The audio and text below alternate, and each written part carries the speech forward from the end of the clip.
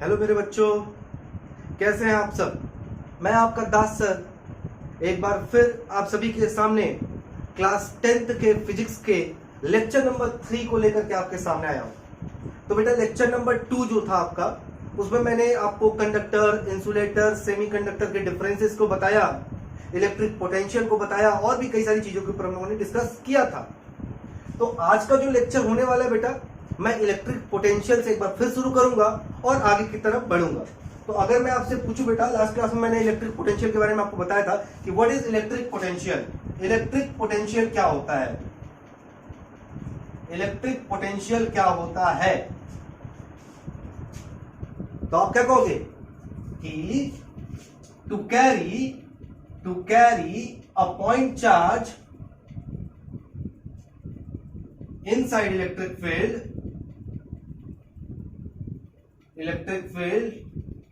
a work is required. That work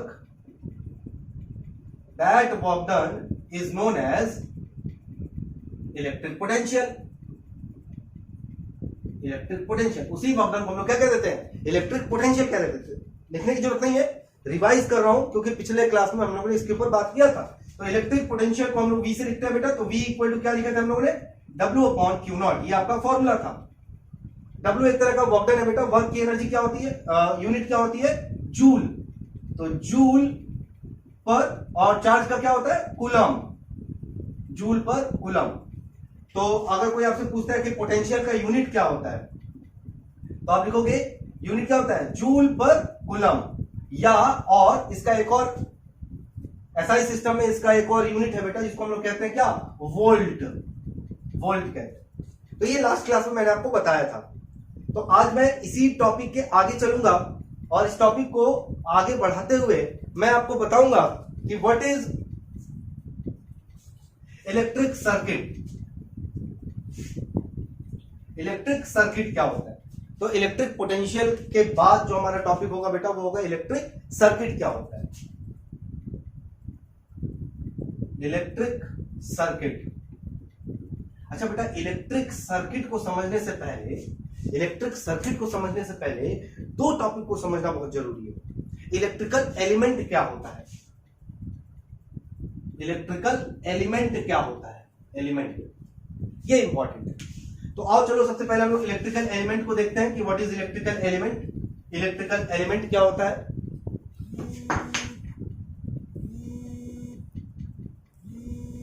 electrical elements, 1 minute बेटा।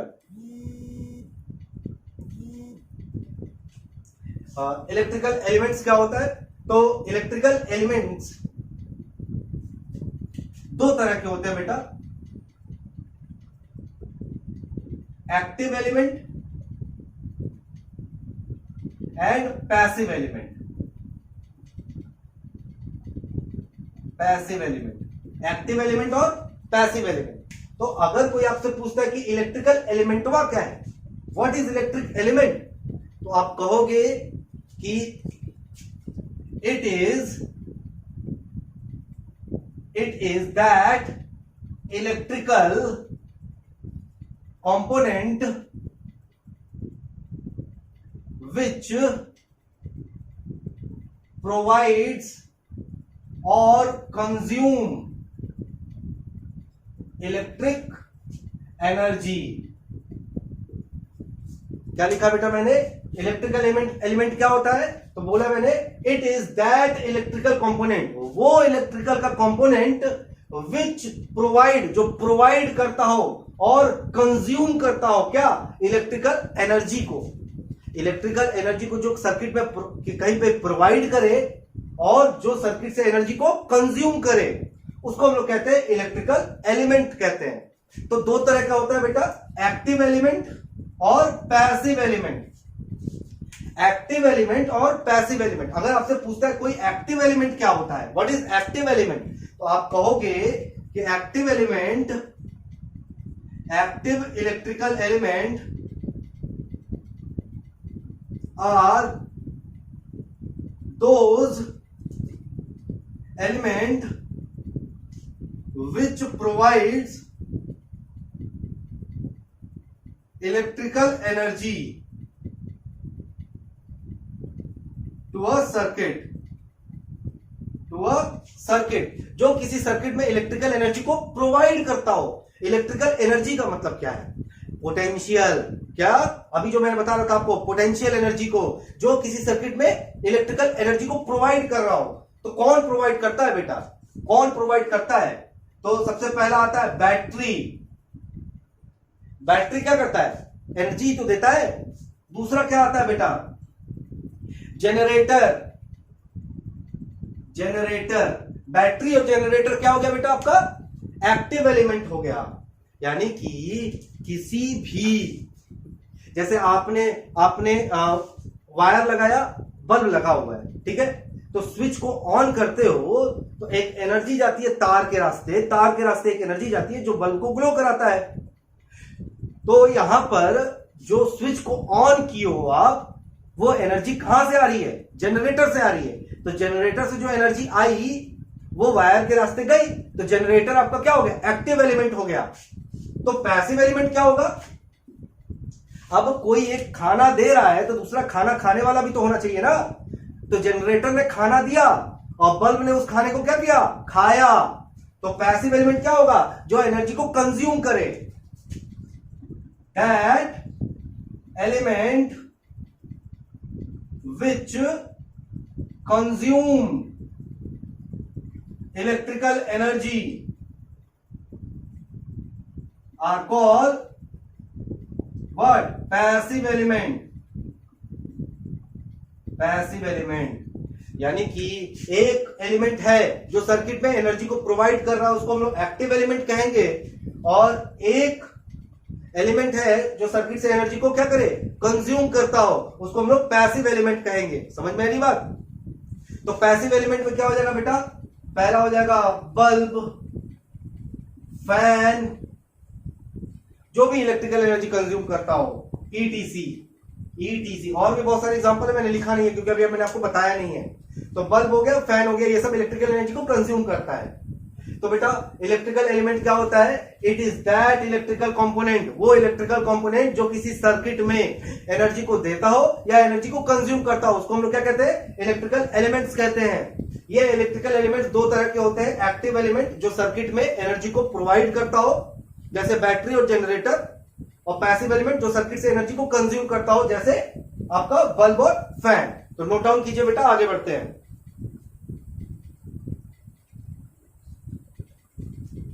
ओ बेटा आप लोगों ने इसको नोट किया होगा। आगे बढ़ते हैं। आगे बढ़ करके मैं आपको बताऊंगा कि इलेक्ट्रिकल सिंबल्स क्या होते हैं। इलेक्ट्रिकल सिंबल्स क्या होते हैं? इलेक्ट्रिकल सिंबल्स मतलब अगर मैं आपसे कहूं कि फैन बनाओ बेटा, तो क्या आप ऐसे फैन बना दोगे? ऐसे फैन बना दोगे? नहीं ना। तो सबका अपना अपना एक इलेक्ट्रिकल सिंबल होता है बेटा, ठीक है। अगर आपको एक डायग्राम बनाना होगा तो डायग्राम में फैन बल्ब दिखाना होगा, तो क्या बल्ब के डायग्राम में ही बनाओगे ना? हाँ, तो उसी के लिए हम लोग क्या समझते हैं? इलेक्ट्रिकल सिंबल्स पढ़ते हैं। तो सबसे पहला जो सिंबल होगा बेटा, आपका होगा वो सेल होगा। सेल कैसा बनता है? सेल, तो सेल जो है आपका बेटा वो ऐसे बनता है। ये इसका पॉजिटिव टर्मिनल, ये नेगेटिव टर्मिनल। आप लोगों ने रिमोट में लगा हुआ सेल देखा होगा, एक तरफ पॉजिटिव लगा होता है, एक तरफ नेगेटिव।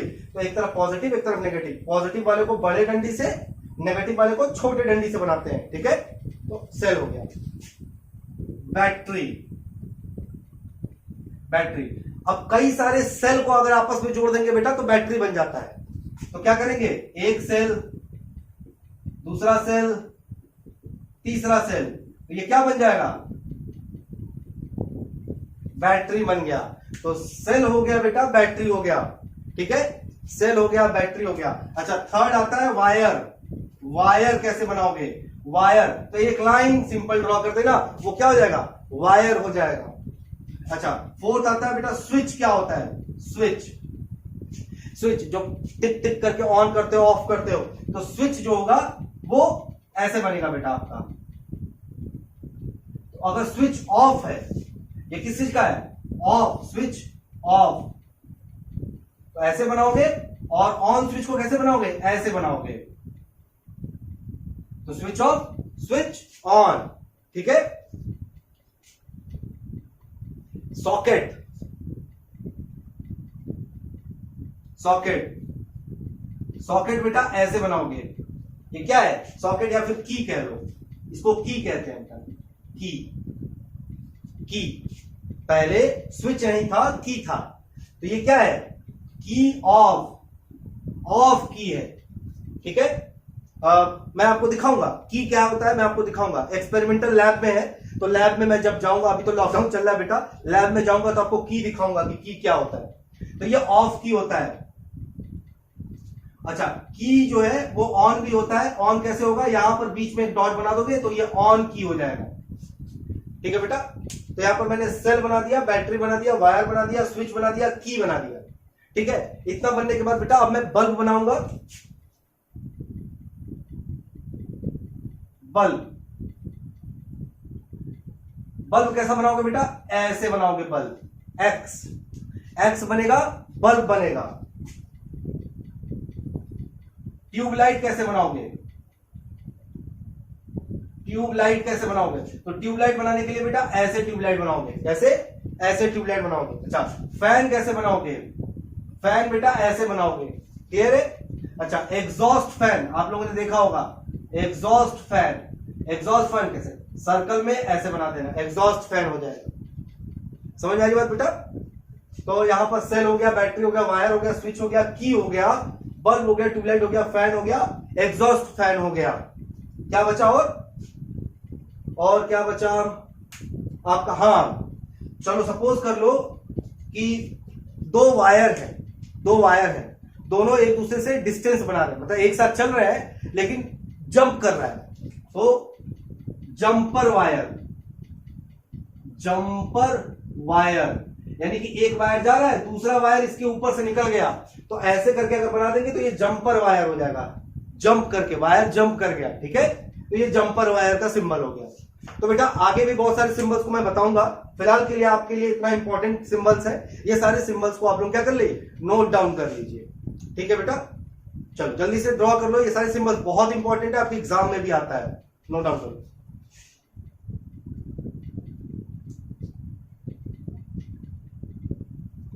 होप बेटा आप लोगों ने इसे नोट डाउन कर लिया होगा। इलेक्ट्रिकल सिंबल्स के बाद बेटा मैं पढ़ाऊंगा आप लोगों को इलेक्ट्रिकल सर्किट क्या होता है, इलेक्ट्रिकल सर्किट क्या होता है, circuit.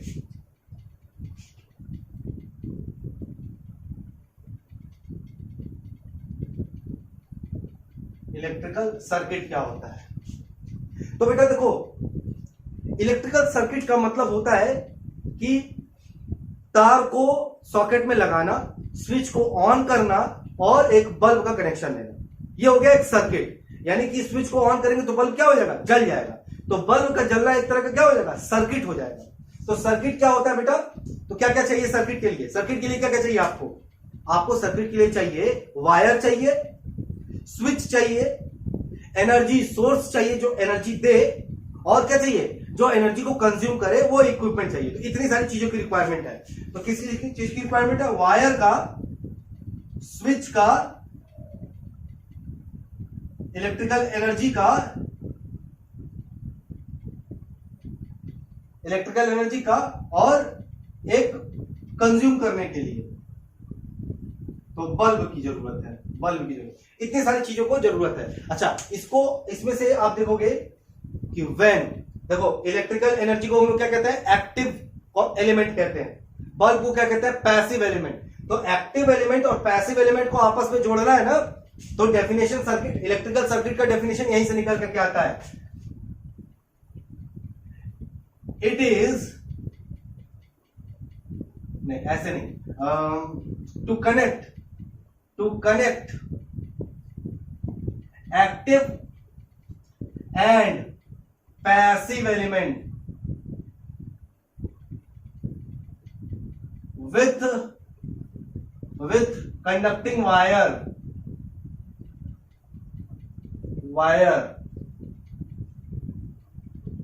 with the help of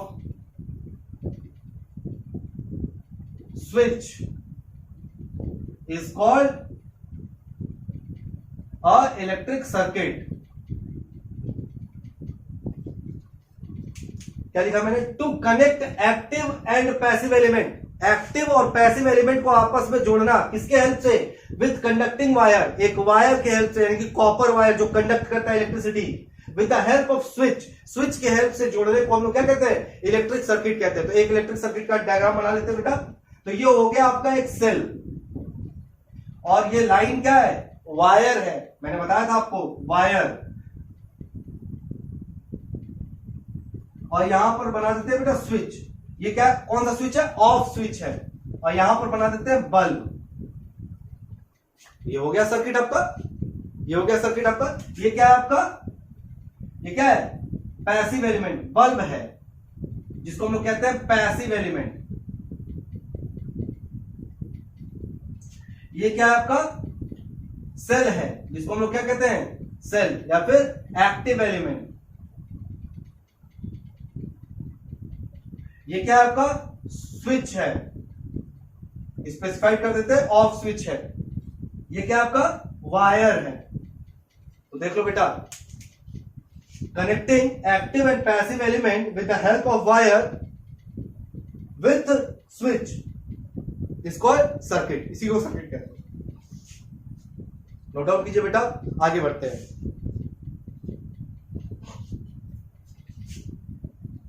वो बेटा ये आपको समझ में आया होगा, मैंने कोशिश किया आपको इलेक्ट्रिक सर्किट को समझाने का।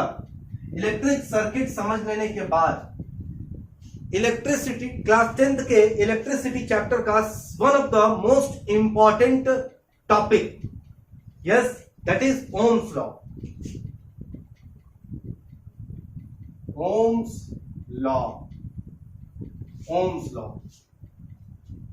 अब ये ओम्स लॉ क्या था, ओम्स लॉ क्या था? तो बेटा ओम ने एक बहुत ही अच्छी चीज बताई आप लोगों को, एक बहुत ही सही चीज बताया इलेक्ट्रिकल सर्किट से रिलेटेड। इन्होंने कहा कि अगर किसी बल्ब को किसी सेल से हम लोग जोड़ देते हैं और स्विच को ऑन कर देते हैं,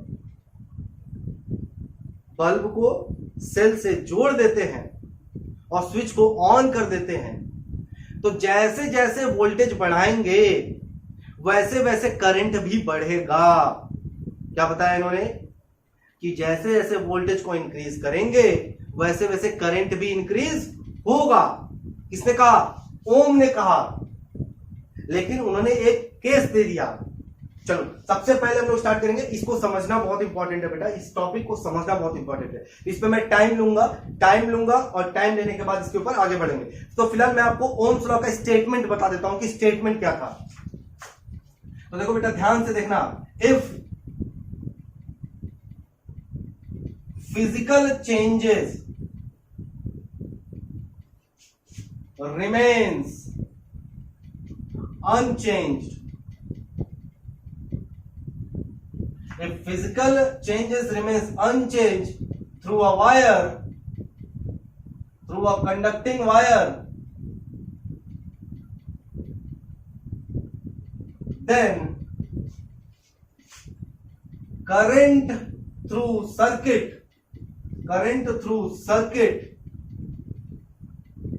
will be directly proportional to the potential or voltage।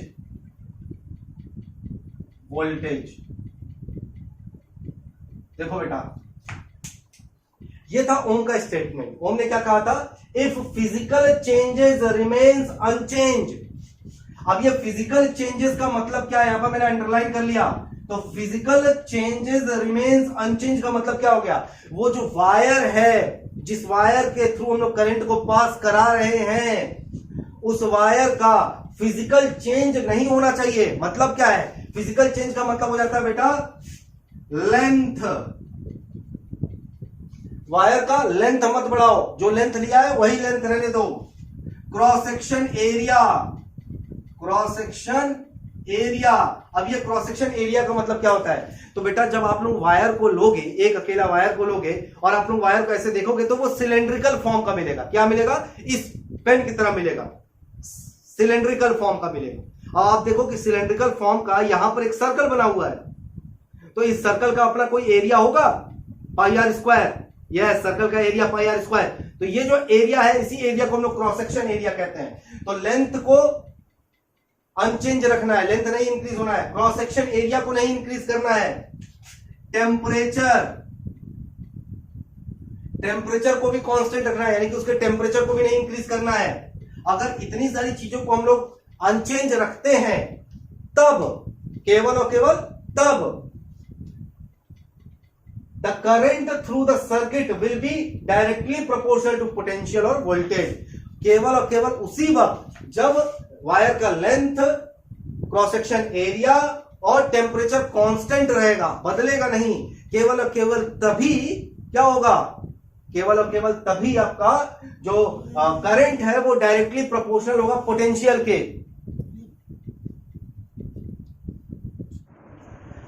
हाँ, तो बच्चों मैं आपको बताना था कि अगर हम लोग किसी भी वायर का, कंडक्टिंग वायर का कुछ फिजिकल चेंजेस को कांस्टेंट कर देते हैं, जैसे कि उसका length, cross section area, temperature वगैरह कांस्टेंट कर देते हैं, तो उस समय उस वायर में जो करंट फ्लो होगा आई, वो V के डायरेक्टली प्रोपोर्शनल होगा। अब 10th के बच्चों, आप लोग सीबीएसई बोर्ड के, तो आप लोग प्रोपोर्शनैलिटी नहीं जानते हो, आईसीएसई बोर्ड के बच्चे जानते हैं, आप लोग नहीं जानते हो। तो कैसे लिखेंगे इसको? इसको लिखेंगे बेटा V, ऐसा सिंबल बनता है, V directly proportional to I, है ना। अब इसका मतलब क्या होता है? मतलब अगर हम लोग वोल्टेज को बढ़ाते हैं, करंट को बढ़ाते हैं, तो वोल्टेज क्या होगा? इंक्रीज हो जाएगा। या फिर ऐसे ही वाइस वर्सा भी कह सकते हैं, वोल्टेज की वैल्यू इंक्रीज करेंगे तो करंट की वैल्यू भी इंक्रीज हो जाएगी। ऐसा होता है बेटा, ठीक है। डायरेक्टली प्रोपोर्शनल का मतलब होता है यहां पर करंट और वोल्टेज, करंट और वोल्टेज। अगर आप लोग करंट नहीं जानते हो बेटा, तो मेरा पहला लेक्चर पढ़ना, उसमें मैंने करंट को एक्सप्लेन किया कि करंट क्या होता है, ठीक है। तो वोल्टेज डायरेक्टली प्रोपोर्शनल होता है करंट के, समझ आएगा किसमें? जब हम लोग लेंथ, क्रॉस सेक्शन एरिया और टेम्परेचर को कांस्टेंट रखेंगे किसी वायर का, तब। अच्छा, अब देखो बेटा, फॉर्मूला लिखने के लिए क्या होता है? फॉर्मूला क्या होता है? अगर हम लोग फॉर्मूला देखें तो F equal to mass into acceleration, तो यहां पर इक्वलिटी का साइन रहता है। क्या रहता है? इक्वलिटी का साइन रहता है। लेकिन यहां पर तो इक्वलिटी का साइन नहीं है, तो इस इक्वलिटी वाले साइन को लाने के लिए हमें इधर की तरफ एक कांस्टेंट से मल्टीप्लाई करना पड़ता है। किससे? कांस्टेंट से। यहां पर V equal to I R, हमने सपोज कर लिया कि R एक क्या है? एक कांस्टेंट है। Where R is a constant, where R is a constant, where R is a constant, R क्या है? एक तरह का कांस्टेंट है, and it is known as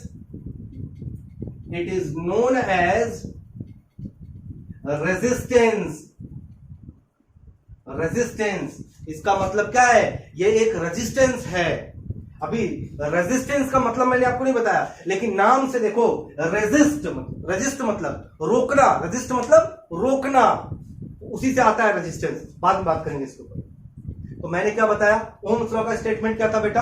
if physical changes remains unchange, अगर फिजिकल चेंजेस को अनचेंज रखते हैं, length, cross section area, temperature को अनचेंज रखते हैं, थ्रू अ कंडक्टिंग वायर, एक कंडक्टिंग वायर के, the current through the circuit, circuit से फ्लो होने वाला current will be directly proportional to potential और वोल्टेज, वोल्टेज के डायरेक्टली प्रोपोर्शनल होगा। तो I directly proportional to we.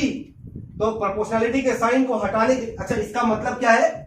यहां पर मैं लिख दे रहा हूं साइड में, if current is increasing, voltage will increase, vice versa, यानी कि ऑपोजिट भी होता है, वोल्टेज को भी बढ़ाएंगे तो करंट भी इंक्रीज होगा, ठीक है। तो V इसका मतलब होता है, प्रोपोर्शनलिटी का मतलब होता है। तो V equal to I into R, जहां पर R क्या है? Where R is a constant and it is known as resistance. यानी कि जब भी बेटा यहां पर से ये प्रोपोर्शनैलिटी का साइन हटाना होता है तो हम एक कांस्टेंट से मल्टीप्लाई करते हैं। उसी कांस्टेंट को हम लोगों ने यहां पर नाम क्या दे दिया, रेजिस्टेंस का नाम दे दिया। समझ में आई बात? तो ये हो गया आपका ओम्स लॉ। यहां पर आपका एक फॉर्मूला बनकर के आ गया V = IR, इसको हम लोग कहते हैं ओम्स लॉ। ओम्स लॉ कहते हैं। अब बेटा इस ओम्स लॉ को थोड़ा सा अलग मेथड में जाकर के समझने की कोशिश करते हैं कि ओम्स लॉ का एक और मतलब क्या है। ठीक है, तो इसको मैं नोट डाउन करो बेटा, इसको इरेज करके आगे बढ़ेंगे। ओ बेटा आप लोग उसको नोट डाउन किए होंगे। आगे बढ़ते हैं, इसके मतलब को समझाता हूं मैं आपको।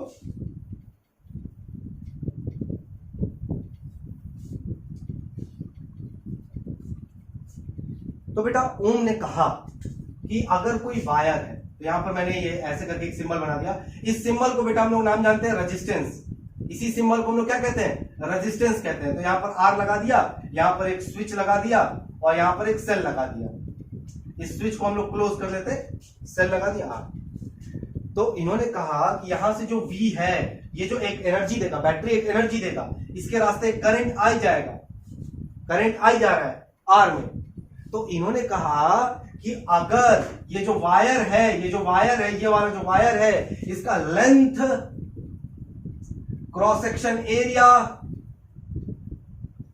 और टेम्परेचर को हम लोग कांस्टेंट रखते हैं, तो इसका मतलब क्या हो गया, इन्होंने कहा कि V directly proportional to I, यानी कि करंट को इंक्रीज करेंगे तो वोल्टेज भी इंक्रीज होगा, वोल्टेज को बढ़ाएंगे तो करंट भी इंक्रीज होगा। डायरेक्टली प्रोपोर्शनल का मतलब यही होता है।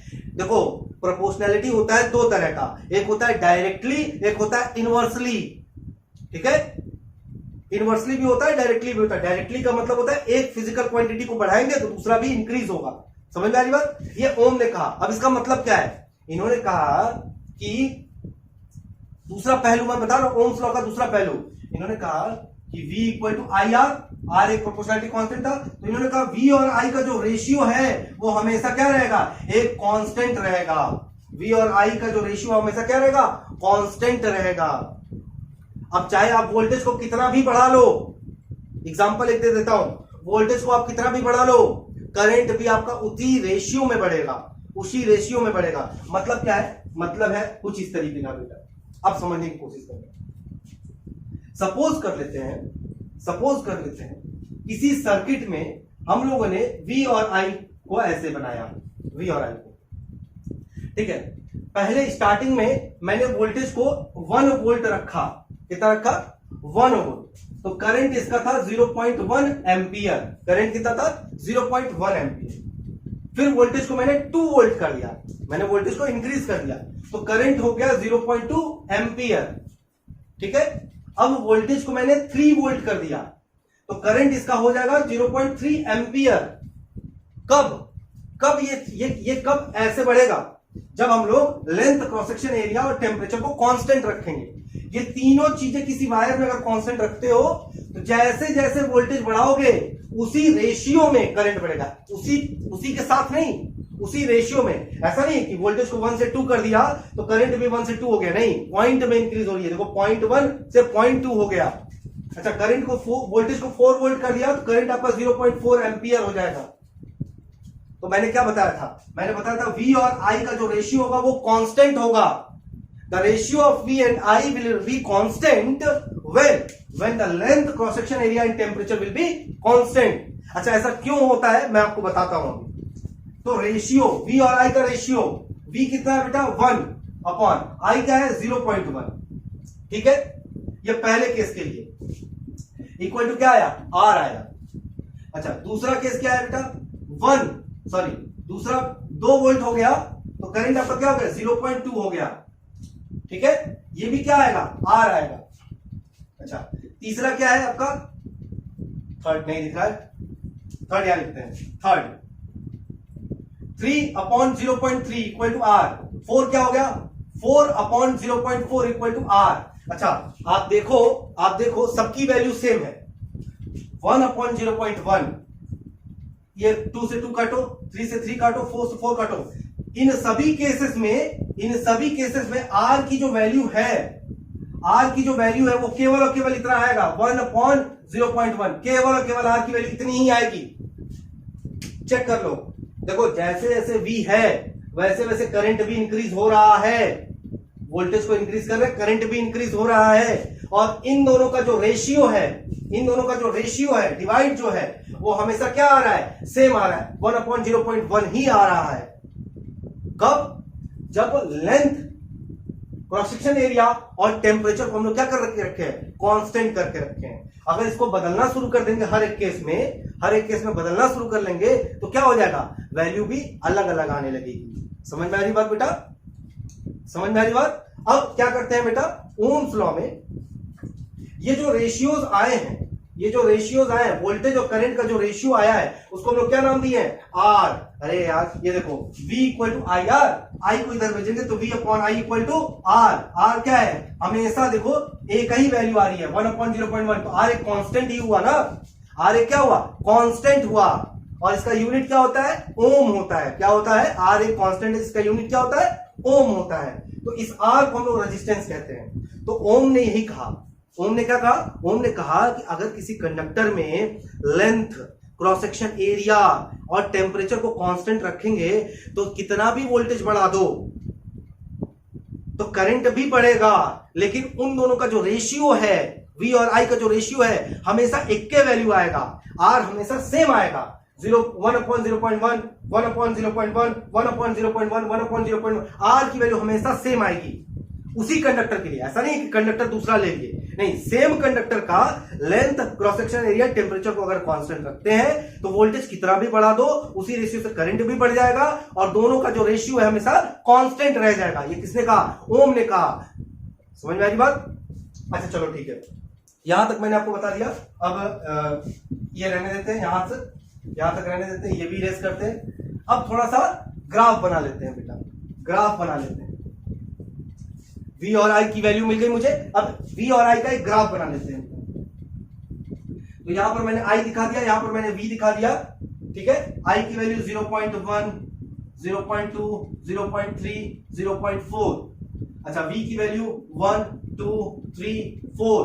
जब V और I में ग्राफ खींचोगे बेटा, जब ग्राफ प्लॉट करोगे V और I में, नीचे का कट रहा है, थोड़ा सा नीचे का कट रहा है तो बना लेते हैं दूसरी तरफ बना लेते हैं, ऊपर बना लेते हैं, इधर की तरफ बना लेते हैं।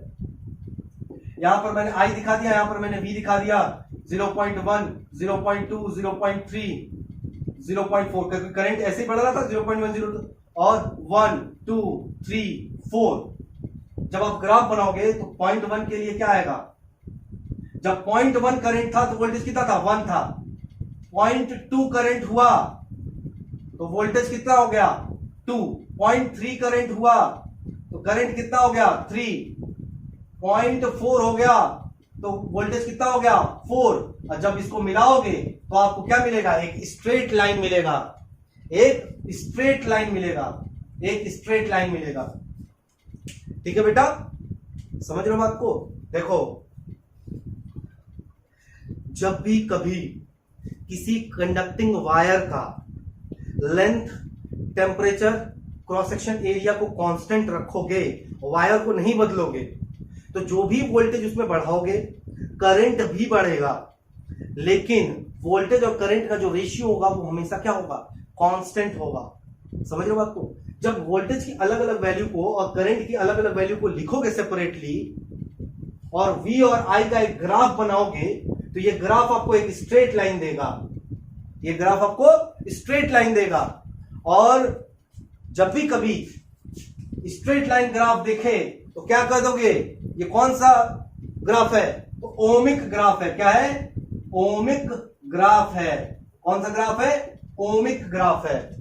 यानी कि अगर स्ट्रेट लाइन मिल रहा है V और I के बीच में तो वो ओम लॉ को फॉलो कर रहा है, और अगर नहीं मिल रहा है तो ओम्स लॉ को फॉलो नहीं करेगा। यानी कि इफ वी आर गेटिंग, यहां पर लिख दे रहा हूं, if we are getting a straight line in VI graph, अगर हम लोग एक स्ट्रेट लाइन पाते हैं किसमें, VI ग्राफ में, then the graph will be ohmic graph, the graph will be ohmic graph, and and it will follow Ohm's law, and it will follow Ohm's law, और वो ओम्स लॉ को follow करेगा। अच्छा बेटा, अगर मैं आपको ये ग्राफ बना दूं ऐसे ऐसे करके, तो क्या ये ओम्स लॉ को फॉलो कर रहा है? नहीं कर रहा है। तो इसको हम लोग क्या कह देंगे? नॉन ओमिक ग्राफ कह देंगे। क्या कह देंगे? नॉन ओमिक ग्राफ कह देंगे। समझ में आई बेटा ये बात समझ में आई? चलो ठीक है, ये सारी चीजों को आपको अपनी कॉपी में नोट डाउन करना है। तो एकदम सीरियल वाइज में जैसे मैंने आपको बताया था वैसे ही नोट डाउन कीजिए। हो बेटा आप लोगों ने इसको नोट डाउन किया होगा? किया नहीं होगा बेटा? करना ही है, नोट डाउन करना है। वेरी इंपॉर्टेंट टॉपिक, बहुत ही इंपॉर्टेंट टॉपिक है, बहुत ही इंपॉर्टेंट टॉपिक है। अब हम लोग बात करेंगे जो कांस्टेंट ओम ने दिया था, ओम ने जो कांस्टेंट दिया था उस कांस्टेंट की बात करते हैं। आर की बात करेंगे, जिसको नाम क्या दिया था हम लोगों ने? रेजिस्टेंस। रेजिस्टेंस। अब ये रेजिस्टेंस क्या होता है तो ध्यान से समझना बेटा, ये रेजिस्टेंस क्या होता है ये मैं बता रहा हूं आपको। ये रेजिस्टेंस आप क्या होता है ये बता रहा हूं। तो सबसे पहली बात क्या है resistance? It is the ratio of voltage and current. ये करंट और वोल्टेज का रेशियो है, R equal to V by I, यही तो है। यूनिट क्या है इसका? यूनिट वोल्ट पर एम्पियर, और क्या? ओम। ऐसे सिंबल बनता है बेटा, ओम का सिंबल ऐसे बनता है, या फिर ओम इसका यूनिट है। इतनी चीज समझ में आई? इतनी चीज समझ में आई? अब इसका फिजिकल मतलब क्या है, इसका एग्जैक्टली मतलब क्या है वो मैं आपको बताने जा रहा हूं। चलो बेटा सपोज कर लेते हैं ये आपके पास एक क्या है? कंडक्टर है, वायर है। वायर क्या है? वायर। ऐसा ही होता है, वायर पतला होता है लेकिन ऐसा ही होता है, ठीक है। एक वायर को लो, जूम कर दो, जूम करोगे तो आपको ऐसा ही कुछ शेप मिलेगा। अब इस वायर को मैंने एक सेल से जोड़ दिया। किससे जोड़ दिया? सेल से जोड़ दिया। आपको पता है कि वायर में क्या होता है? वायर एक कंडक्टर होता है। क्या होता है? कंडक्टर। इंसुलेटिंग वायर भी होता है लेकिन कंडक्टिंग वायर है यहाँ पे। तो कंडक्टिंग वायर में क्या होता है? इलेक्ट्रॉन्स होते हैं। याद है मेरा लेक्चर पढ़ना कंडक्टर्स, वहां पर यहां पर क्या होंगे? इलेक्ट्रॉन्स होंगे, इलेक्ट्रॉन्स होंगे। और मैंने आपको बताया था कि जब हम लोग यहां पर एनर्जी सोर्स लगाते हैं तो ये इलेक्ट्रॉन एक जगह से दूसरी जगह भागना शुरू कर देता है, मोशन करने लगेगा। इलेक्ट्रॉन किधर भागेगा? एक तरफ। तो यहां पर इलेक्ट्रॉन किधर की तरफ भागेगा? ये इलेक्ट्रॉन इधर की तरफ भागेगा ना, ऐसे करके। ये इलेक्ट्रॉन इधर की तरफ, क्योंकि इलेक्ट्रॉन नेगेटिव है और ये वाला बैटरी का ये वाला टर्मिनल पॉजिटिव है, तो सारे इलेक्ट्रॉन किधर भागेंगे? ऐसे करके आएंगे, ऐसे करके, है ना। ऐसे करके इलेक्ट्रॉन आएगा, इधर की तरफ जाएगा। तो जब इलेक्ट्रॉन इधर से ट्रेवल करना शुरू होगा बेटा, तो सर्किट में एक एनर्जी फ्लो होने लगेगी। क्या होने लगेगी? एनर्जी फ्लो होने लगेगी। इसी एनर्जी को हम लोग करंट कहते थे। क्या कहते थे? करंट कहते थे। लेकिन मेरा मुद्दा वो नहीं है, मेरा मुद्दा ये रेजिस्टेंस क्या है। अच्छा बेटा ये बताओ, एक क्लासरूम है और क्लासरूम में 15 बच्चे हैं। तो 15 बच्चों को अगर मैं कहूं आपस में दौड़ो, पूरे क्लास में दौड़ो, तो दौड़ोगे तो क्या होगा? एक बच्चा दूसरे बच्चे से टकराएगा, बार बार कोलाइड करेगा। अच्छा, कोलिजन की वजह से क्या होगा? मैं बहुत तेजी से दौड़ रहा हूं, बहुत तेजी से दौड़ रहा हूं, दूसरे बच्चे से जैसे टकराऊंगा क्या हो जाएगा? मेरा स्पीड कम हो जाएगा। यही घटना होती है बेटा। इलेक्ट्रॉन जब ट्रैवल करना स्टार्ट होता है तो एक दूसरे से टकराता है, कोलाइड करता है, इस सरफेस से, वायर के सरफेस से टकराता है, और टकराने की वजह से उसकी एनर्जी जो हो जाती है वो कम हो जाती है। समझा आपको? उसको हम लोग कहते हैं रेजिस्टेंस। रेजिस्टेंस क्या होता है बेटा? अगर कोई आपसे पूछता है व्हाट इज रेजिस्टेंस, तो आप लिख दोगे it is the ratio of V and I, ठीक है। या फिर रेजिस्टेंस का एक और डेफिनेशन है, और रेजिस्टेंस का एक और डेफिनेशन है क्या? It is a factor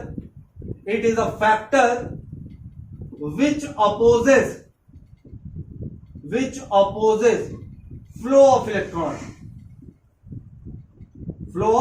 electron। ये एक फैक्टर है जो कि इलेक्ट्रॉन के फ्लो का अपोज करता है। यानी कि कोई है जो क्या कर रहा है? इलेक्ट्रॉनों को आगे बढ़ने से रोक रहा है। इसी को कहते हैं बेटा रेजिस्टेंस R। इसी को कहते हैं रेजिस्टेंस R। तो बताओ यहां पर कोई बैठा हुआ है क्या? नहीं, कोई बैठा नहीं है। इलेक्ट्रॉन जब चलना स्टार्ट करता है तो बहुत सारे इलेक्ट्रॉन रहते हैं, वो एक दूसरे से टकराते हैं, उनकी स्पीड कम हो जाती है और वहीं से नाम आ जाता है कि रेजिस्टेंस आ गया। क्या आ गया? रेजिस्टेंस आ गया। समझ में आ रही बात? तो इसी को हम लोग कहते हैं रेजिस्टेंस। रेजिस्टेंस क्या है? It is a factor which opposes flow of electron. Electron के फ्लो का अपोज करता है, उसको हम लोग रेजिस्टेंस कहते हैं। समझ में आ रही बात? तो यहां पर हम लोगों ने आपको बताया कि रेजिस्टेंस क्या होता है और ये रेजिस्टेंस क्यों आता है। मैंने ये भी आपको बताया कि इलेक्ट्रॉन जब ट्रैवल करना शुरू करता है तो एक दूसरे से कोलाइड करता है, कोलाइड करने की वजह से अपनी एनर्जी कम कर देता है। तो पहले ज्यादा इलेक्ट्रॉन जा रहा था, फिर टकराने लगा तो कम इलेक्ट्रॉन जाएगा ना बैटरी में, पॉजिटिव टर्मिनल में कम इलेक्ट्रॉन जाएगा, तो इसी को हम लोग रेजिस्टेंस कह देते हैं। अब इस रेजिस्टेंस को कम या ज्यादा किया जा सकता है। इस रेजिस्टेंस को क्या किया जा सकता है? यानी कि रोकने की क्षमता को कम भी कर सकते हैं, ज्यादा भी कर सकते हैं। कैसे? एग्जाम्पल, कमरा छोटा था, 15 बच्चे थे। अब मैंने कमरे को बड़ा कर दिया, बहुत बड़ा कर दिया कमरे को। तो कमरे को बड़ा कर दिया, बहुत बड़ा कर दिया, तो 15 बच्चे जो आपस में दौड़ रहे थे वो अब क्या होगा? पहले ज्यादा टकरा रहे थे, अब क्या होगा? कम टकराएगा। समझ में आ रही बात? इसका मतलब क्या हुआ? मतलब हो गया वायर पहले पतला था तो ज्यादा इलेक्ट्रॉन टकरा रहे थे, फिर मैंने वायर को क्या कर दिया? मोटा कर दिया, ये वाला बढ़ा दिया, क्रॉस सेक्शन एरिया ए बढ़ा दिया। यानी कि पहले इतना पतला वायर था, अभी इतना मोटा वायर ले लिया, यानी कि क्रॉस सेक्शन एरिया को बड़ा कर दिया। तो देखो, बड़ा वायर ले लिया, तो बड़ा वायर ले लेंगे तो क्या होगा? इलेक्ट्रॉन की टकराने की जो प्रोबेबिलिटी है वो कम हो जाएगी। इससे रेजिस्टेंस क्या हो जाएगा? रेजिस्टेंस कम हो जाएगा। यानी कि वायर कम टकराएगा तो रोकेगा वायर को कम, रेजिस्ट कम करेगा, और रेजिस्ट कम करेगा तो रेजिस्टेंस की वैल्यू क्या हो जाएगी? कम हो जाएगी। तो ये तो बात हो गई कि कैसे रेजिस्टेंस को कम करेंगे। मोटा वायर इस्तेमाल कर लो, मोटा वायर लगा दोगे तो रेजिस्टेंस क्या हो जाएगा? कम हो जाएगा। क्योंकि हम तो चाहेंगे ना कि रेजिस्टेंस कम रहे, रेजिस्टेंस को कम रखना हम चाहेंगे, क्योंकि इलेक्ट्रॉनवा जब कम मूव करेगा तो करंटवा भी तो कम फ्लो होगा। हाँ, तो हम लोग क्या कोशिश करेंगे कि रेजिस्टेंस की वैल्यू कम से कम रहे। उसके लिए क्या करेंगे? मोटा वायर इस्तेमाल कर लेंगे, ए बढ़ा देंगे, ए की वैल्यू को इंक्रीज कर देंगे। समझ में आई बात? तो ये हो गया ए के बारे में कि cross section area. Cross section area यानी कि अगर ए की वैल्यू को इंक्रीज करते हैं तो रेजिस्टेंस क्या हो जाएगा? ए की वैल्यू को बढ़ा रहे हैं तो रेजिस्टेंस डिक्रीज हो जा रहा है, रेजिस्टेंस कम हो जा रहा है। दूसरी बात, अगर हमको रेजिस्टेंस की वैल्यू को इंक्रीज करना है, रेजिस्टेंस को क्या करना है? बढ़ाना है, तो हम क्या करेंगे? वायर पहले इलेक्ट्रॉन को इतना डिस्टेंस कवर करना था, अभी इलेक्ट्रॉन को इतना डिस्टेंस कवर करना है। मैंने पाथ को लंबा कर दिया, तो जितना ज्यादा डिस्टेंस ट्रेवल करना पड़ेगा उतना ज्यादा प्रोबेबिलिटी बढ़ जाएगी टकराने की, है ना? तो लेंथ को बढ़ा दो, लेंथ को क्या कर दो? बड़ा कर दो।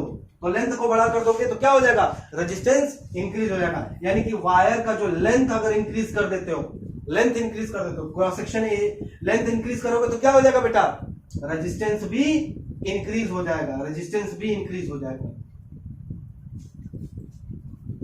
समझ में आ रही बात बेटा? अब देखो बेटा, ओम्स लॉ ने कहा कि अगर किसी वायर के फिजिकल चेंजेस को हम लोग कांस्टेंट कर देते हैं तो वायर में फ्लो होने वाला करंट वोल्टेज के डायरेक्टली प्रोपोर्शनल रहेगा।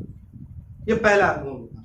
या फिर उन्होंने कहा कि वोल्टेज और करंट का जो रेशियो रहेगा वो एक कांस्टेंट रहेगा, उसको हम लोग रेजिस्टेंस कह देंगे। फिर मैंने आपको बताया कि रेजिस्टेंस क्या होता है, तो मैंने आपको बताया it is the ratio of V and I. V और आई का रेजिस्टेंस रेशियो है, इसका यूनिट होता है वोल्ट पर एम्पियर या फिर ओम, है ना? उसके बाद मैंने बताया और it is a factor which opposes the flow of electron. ये एक ऐसा फैक्टर है जो इलेक्ट्रॉन के फ्लो का क्या करता है? अपोज करता है।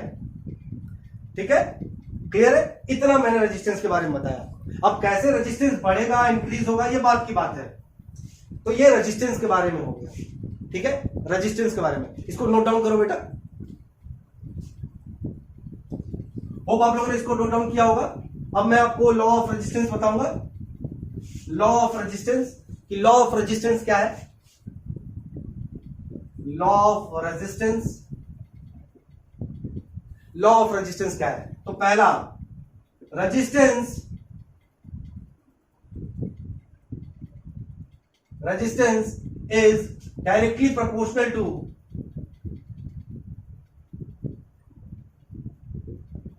length L of wire।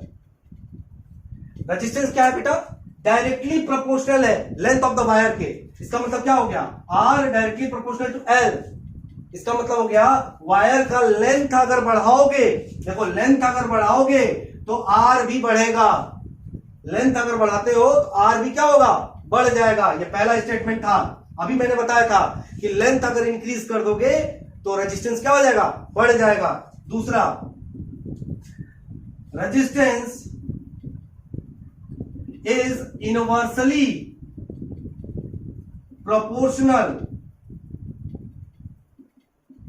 to the resistance is inversely proportional to the cross section area। Resistance inversely proportional है क्रॉस सेक्शन एरिया का, तो R इनवर्सली प्रोपोर्शनल 1/A। ए क्या था? क्रॉस सेक्शन एरिया था। यही वाला तो क्रॉस सेक्शन एरिया था। कह रहा है इसकी ए की वैल्यू के साथ इनवर्सली प्रोपोर्शनल है, यानी कि एक क्वांटिटी को अगर बढ़ाओगे, ए को बढ़ाओगे तो दूसरा वाला क्या हो जाएगा? कम हो जाएगा। इनवर्सली प्रोपोर्शनल में ये रेशियो होता है। डायरेक्टली में एक को बढ़ाओगे तो दूसरा भी बढ़ेगा, इनवर्सली में एक को बढ़ाओगे तो दूसरा घट जाएगा। अभी तो मैंने बताया था कि वायरवा मोटा कर दो, रेजिस्टेंस क्या हो जाएगा? कम हो जाएगा। तो पहला हो गया R directly proportional to L, दूसरा हो गया R inversely proportional to A। ठीक है, अब दोनों इक्वेशन को मर्ज कर देते हैं। तो यहां लिखता हूं, मैं यहां लिख रहा हूं। ठीक है, तो फ्रॉम इक्वेशन 1 and 2 दोनों इक्वेशन को आपस में मिला दो। क्या मिल जाएगा? R directly proportional to L/A, यही मिलेगा। अच्छा, मैंने अभी बताया था प्रोपोर्शनैलिटी को हटाने के लिए एक कांस्टेंट लगाते हैं। क्या लगाते हैं? कांस्टेंट लगाते हैं। तो कांस्टेंट लगाएंगे क्या यहां पर? R इक्वल टू ये लगाते हैं रो।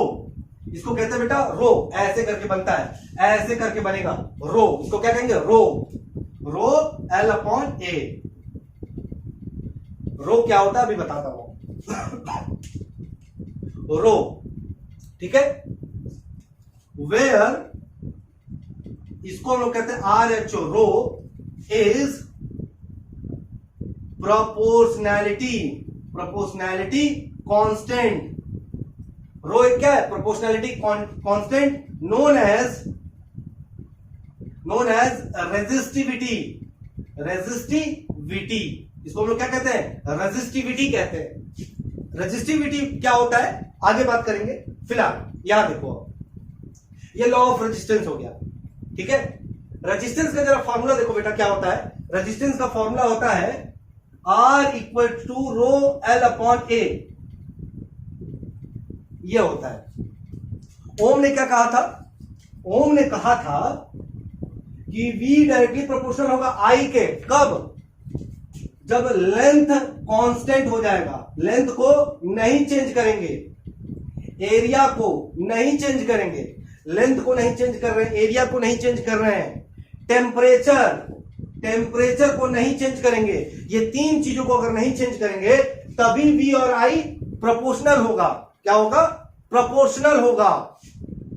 मतलब क्या था? मतलब था V और I का जो रेशियो है वो हमेशा R जो है वो हमेशा कांस्टेंट रहेगा।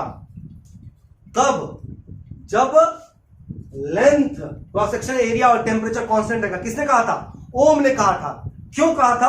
अब आपको आंसर मिलेगा। क्यों कहा था? क्योंकि हम देख रहे हैं बेटा कि रेजिस्टेंस R जो है वो चेंज हो रहा है। किसके किसके साथ? लेंथ के साथ, एरिया के साथ, और यहां पर रो जो है जिसके ऊपर आगे बात करेंगे वो टेम्परेचर से रिलेट करता है। तो लेंथ, एरिया और टेम्परेचर को चेंज करने पे R जो है वो चेंज हो जा रहा है, बदल जा रहा है। इसीलिए ओम ने वहां पर कहा था कि लेंथ को ना बदलो, एरिया को ना बदलो, टेम्परेचर को ना बदलो, केवल और केवल तभी V और I का जो रेशियो है वो R रहेगा और वो कांस्टेंट रहेगा। किसने कहा था? ओम ने कहा था बेटा। तो ओम के लॉ को और लॉ ऑफ रेजिस्टेंस को आपस में मर्ज करके मैंने आपको समझाने की कोशिश किया। देखो बेटा, आज के क्लास में हम लोगों ने मैंने आपको बताया था कि इलेक्ट्रिकल सर्किट क्या होता है, एलिमेंट क्या होते हैं, एक्टिव एलिमेंट, पैसिव एलिमेंट क्या होते हैं। फिर मैंने आपको बताया कि इलेक्ट्रिक सर्किट क्या होता है। फिर मैंने आपको बताया कि ओम्स लॉ क्या होता है। ओम्स लॉ के बाद मैंने आपको बताया रेजिस्टेंस क्या होता है, फिर मैंने पढ़ाया आपको कि लॉ ऑफ रेजिस्टेंस क्या होता है। तो अगर मैं आपसे पूछूं कि रेजिस्टेंस क्या होता है तो आप कहोगे कि it is a factor which opposes flow of electron. Electron के फ्लो को रोकने के फैक्टर को हम लोग क्या कहते हैं, रेजिस्टेंस कहते हैं। और जो रेजिस्टेंस होता है बेटा, जो रेजिस्टेंस होता है वो क्यों आता है? इलेक्ट्रॉन आपस में टकराते हैं, उनकी वेलोसिटी कम हो जाती है, स्पीड कम हो जाती है, एनर्जी कम हो जाती है, इसके वजह से एक ऑपोजिशन आ जाता है, करंट के फ्लो का एक ऑपोजिशन आ जाता है, इसको हम लोग रेजिस्टेंस कहते हैं। अब बात आ जाती है कि रेजिस्टिविटी, यहां पर जो मैंने रो लिखा वो रेजिस्टिविटी क्या होता है, ये रो। तो बेटा इस रो को मैं सस्पेंस में रखता हूं, होप करता हूं, उम्मीद है कि अगले लेक्चर का आप इंतजार करोगे और रेजिस्टिविटी पढ़ने की आप लोगों को इच्छा आएगी। तो तब तक के लिए अपना ध्यान रखना, शुक्रिया बेटा, बहुत ज्यादा मेहनत कर रहा हूं, तो उम्मीद करता हूं कि आप इस वीडियो को लाइक, शेयर और सब्सक्राइब जरूर करोगे। तब तक के लिए अपने ध्यान रखना, गुड बाय बेटा, बाय।